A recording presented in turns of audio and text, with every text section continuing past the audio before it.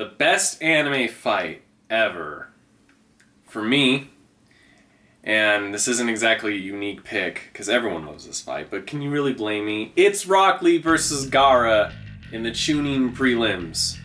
It was really good, and this is where I really like Naruto. This is before all these characters got really powerful, and there's nothing wrong with characters getting really powerful after a long time, but usually I end up liking characters when they're still full of potential. Like, they're not there, they're really good, but like, they're not like able to like destroy cities and stuff, you know? You know what I'm saying?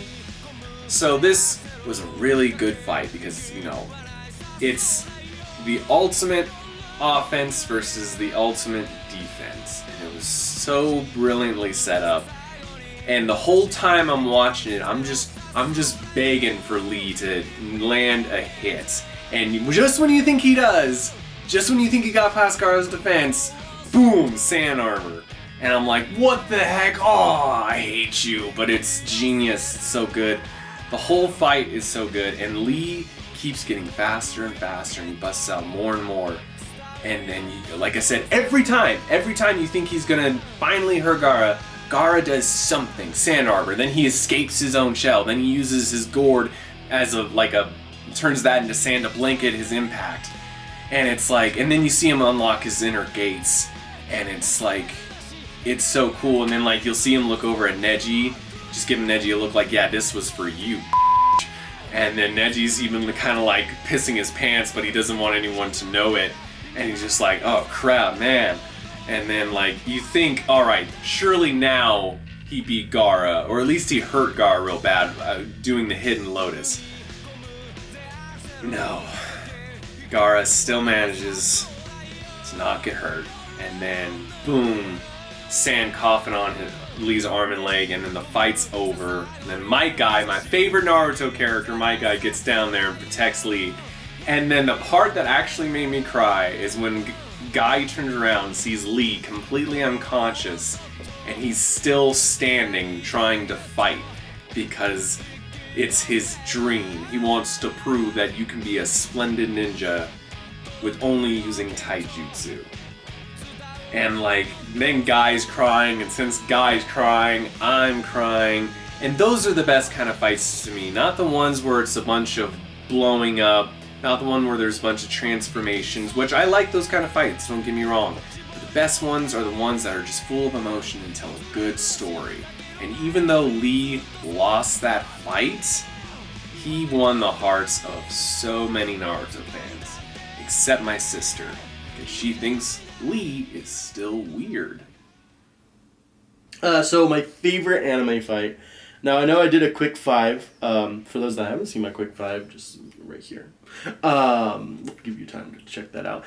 So those were just my unbiased opinions. I know I threw a Dan Machi in that quick five, which was Bell versus the Minotaur, but this is my favorite anime fight, and I think probably one of the greatest fights because similar to what Zach said, this fight doesn't just have action. This fight has a really good meaning to it.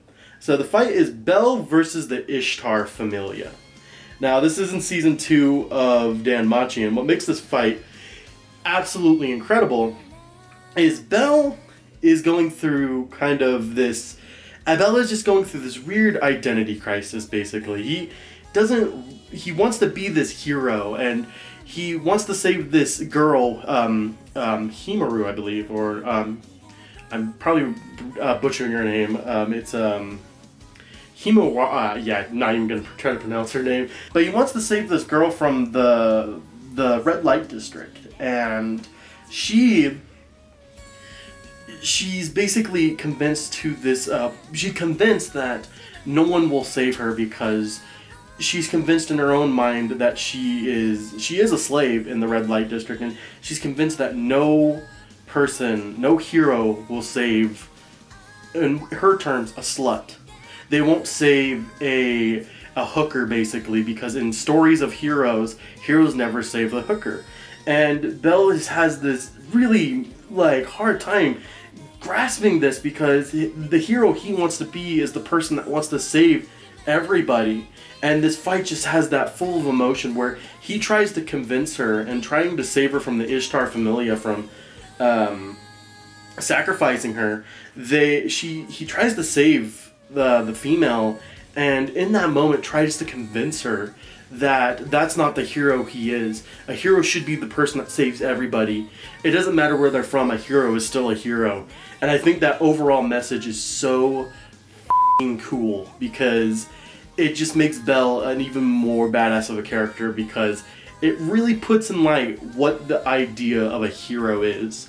And that's what I would say is my favorite fight, because there are a lot of good fights in the series, but I think that fight is overall really good because the symbol is the whole idea of Belle's story is him becoming a hero, and this fight really shows the type of hero he wants to be. So yeah, that's my favorite fight. So my producers, they came up to me and they said, "Nick, we need you to pick your top anime fight." And I was like, "No problem. I got my top 5 ready." And then they're like, "No, it can only be one." And I'm all,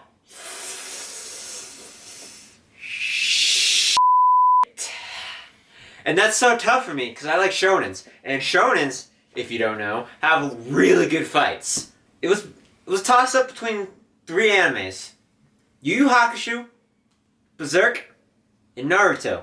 I'm not even gonna talk about 2 of them because we're only gonna focus on one fight, and that is a fight that really strikes me for one character, just because I know more about this character from watching the whole series and reading some of the manga. It's Berserk. And if you don't know what fight I'm talking about, it's the fight with Guts when he takes on 100 men. It's a crazy fight just because it's done realistically to me in a sense, where you have this guy who's really good with the blade, and his blade is, I don't know, however long it is. But he's not fighting just for himself. In an episode before, him and his love interest, they get separated from their group. The Firehawks, they get separated from them. I'm not even going to explain how. But then they get cornered by this general dude and his 100 men or whatever. Plus Samson. If you don't know who Samson is, go watch the episode. You'll know who Samson is. And anyways, Guts, not only is he fighting to protect himself, he's also fighting to protect the person he loves.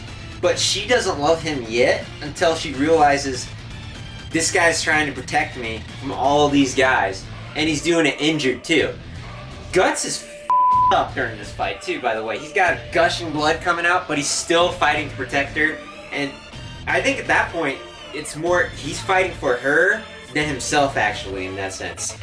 It's just an emotional fight in a way too, especially like after it, with what happens with it. If you just want to watch the fight, it's on YouTube somewhere. If you don't even want to watch the episode. That's all I got. Del Taco, sponsor us.